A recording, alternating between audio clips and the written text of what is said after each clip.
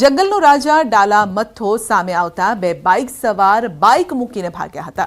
ગીર સોમનાથના ઉના નવા બંદર ગામે રહેણાંક વિસ્તારમાં ડાલા મથ્થા સિંહની લટાર જોવા મળી છે। બે લોકો બાઇક લઈને જતા હતા અને સામસામે મળ્યા જંગલના રાજા સિંહ। પછી શું થયું? બાઇક તો ત્યાં જ મૂકીને બંને મુઠ્ઠીવાળી દોટ મૂકી અને જીવ બચાવ્યો। એટલું જ નહીં, ત્યાં રહેલા શ્વાન પણ ઊભી પૂંછડીએ ભાગ્યા। રાત્રિના સમય ગામની વચ્ચે જ રામજી મંદિર પાસે રહેણાંક વિસ્તારમાં ડાલા મથ્થાએ દેખાદીધી। મહત્વનું છે કે ઉનાનું નવા બંદર ગામ દરિયા કિનારે આવેલું છે અને છતાં અવારનવાર ગીરના સિંહો અહીં આવી ચડે છે, જેની સ્થાનિકોમાં ફફડાટ પણ છે, જેના કારણે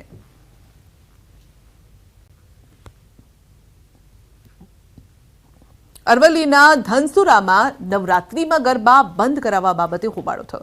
ધનસુરા પોલીસે રાત્રે ગરબા બંધ કરાવતા ગ્રામજનોએ હાઈવે પર ચક્કાજામ કરીને વિરોધ નોંધાવ્યો। મોડાસા વડોદરા સ્ટેટ હાઈવે પર ચક્કાજામ કરીને ગ્રામજનોએ વિરોધ નોંધાવ્યો। લોકોએ હાઈવે પર ગરબા રમ્યા અને સાથે જ ધનસુરા બાયપાસની પણ માંગ કરી છે। કલેક્ટરના જાહેરનામાની અમલવારી માટે તાલુકા જજે આદેશ આપ્યો।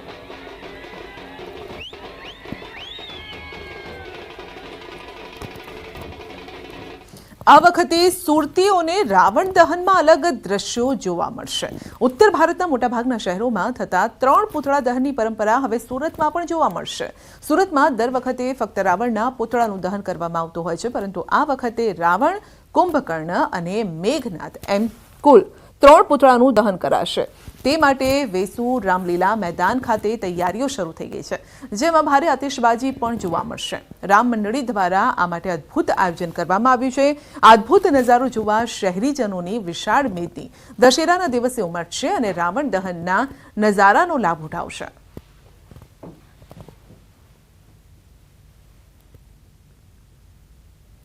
इस बार हमारा 70 फुट का रावण का है और 65 और 55 फुट का जो है कुंभकर्ण और मेघनाद का पुतला बनेगा।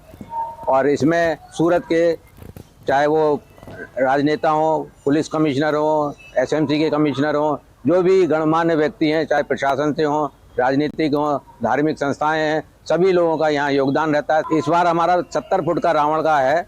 और નવરાત્રીના તહેવારોને લઈને ફૂડ એન્ડ ડ્રગ્સ વિભાગ પણ એક્શન મોડમાં છે। બનાસકાંઠાના ધાનેરા ડીસાની ઓઇલ મિલમાંથી 6.55 લાખનો 3639 લીટર શંકાસ્પદ ખાદ્ય તેલનો જથ્થો જપ્ત કર્યો છે। ધાનેરાના વાલીર ગામમાં લક્ષ્મી ઓઇલ ઇન્ડસ્ટ્રીઝમાંથી સેમ્પલ લઈ 2,85,440 રૂપિયાનો 1,586 લીટર શંકાસ્પદ ઓઇલનો જથ્થો જપ્ત કર્યો છે। બીજી તરફ ધાનેરાના કરાધણી ગામની અર્બુદા ઓઇલ ઇન્ડસ્ટ્રીઝમાંથી રાયડાના તેલના સેમ્પલ લઈ 1,590 લીટરનો 2 લાખનો મુદ્દામાલ જપ્ત કર્યો છે। ધાનેરા ઉપરાંત ડીસા જીઆઈડીસીમાંથી બજરંગ માર્કેટિંગ પેઢીના માલિક દ્વારા ડબ્બામાં રાઈસ બ્રાન્ડ ઓઇલ ભરી અને રાયડાનું તેલ દર્શાવી વેચાણ કરાતું હતું। ફૂડ વિભાગે શંકાસ્પદ તેલનો તમામ જથ્થો સીલ કર્યો છે।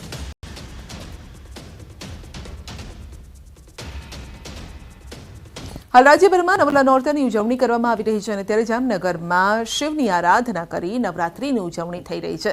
જામનગર શહેરના કોઈવાડા વિસ્તારમાં છેલ્લા 60 વર્ષથી યોજાતી અંબિકા કુમારિકા ગરબી મંડળમાં હાલ પ્રાચીન સંસ્કૃતિને જાળવી રાખવા અનેક રાસ ગરબા રજૂ થાય છે।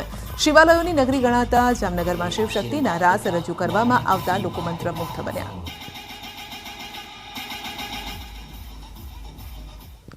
કોઈવાડા વિસ્તારમાં યોજાતી જે અંબિકા ગરબી મંડળ છે, ત્યાં વિવિધ રાસ ગરબાઓ રજૂ થાય છે। જે પ્રકારના દ્રશ્ય જોઈ રહ્યા છો, અહીં જે વિશાળ સ્ટેજ ઉપર દેવી દેવતાઓના અલગ અલગ રાસ રજૂ કરવામાં આવે છે। શું કહેશો, કેટલા વર્ષથી આ ગરબી યોજાય છે ને આની વિશેષતા શું? છેલ્લા 60 વર્ષથી આ ગરબી ઉજવાય છે અને અત્યારે ડીજે નો જમાનો છે, પણ અમારી ગરબી 60 વર્ષથી આ ક્લાસિકલ પર આધારિત છે। તો જામનગરમાં શિવ આરાધનાનો એક અમારો રાસ છે। આ મહાકાળીમાનો રાસ તમે જોઈ રહ્યા છો। હનુમાન ચાલીસા પણ છે અને ચંદ્રયાન 3 દેશભક્તિ પર આધારિત આ અલગ અલગ થેરી ઉપર અમે લોકો રાસ રજૂ કરીએ છીએ। મંત્રમુગ્ધ થતા જોવા મળે છે અને નિહાળવા માટે મોડે સુધી અહીં બેઠા પણ જોવા મળી રહ્યા છે।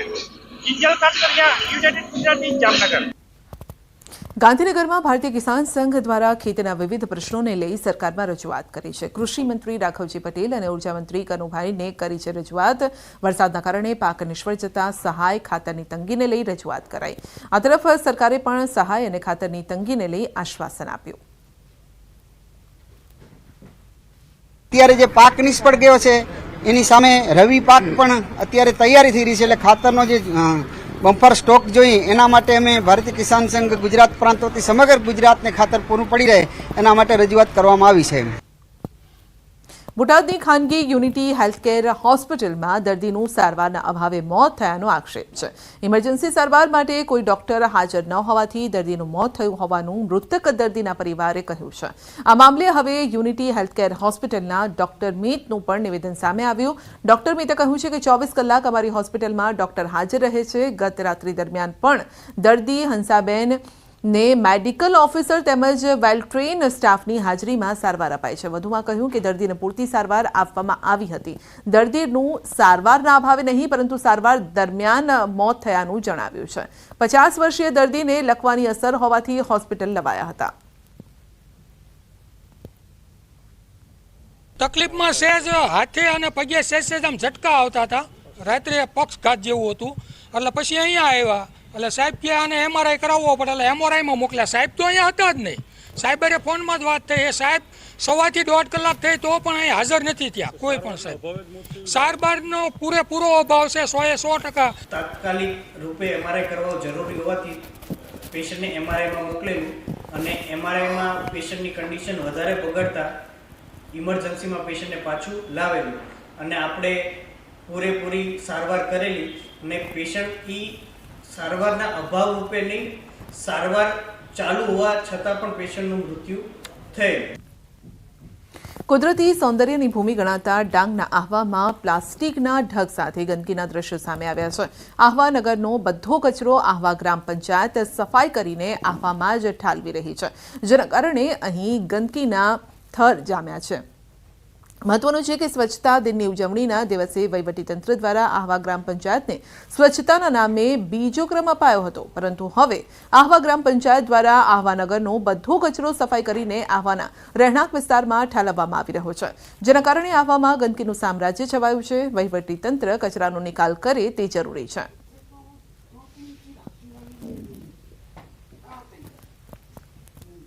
બોટાદના બરવાડામાં ગેરકાયદેસર બાંધકામો પર બુલડોઝર ફેરવી દેવાયું છે. બગોદરા ભાવનગર હાઈવે પર એક સાથે 130 જેટલા પાકા અને કાચા મકાનો અન્ય બાંધકામનું ડિમોલિશન કરાયું. ગેરકાયદેસર મકાનો ખડકી દેનાર મિલકત ધારકોને અગાઉ નોટિસ આપવામાં આવી હતી અને જેને લઈને દબાણકર્તાઓએ સ્વૈચ્છિક રીતે જ પોતાનો માલ સામાન ખસેડી દીધો.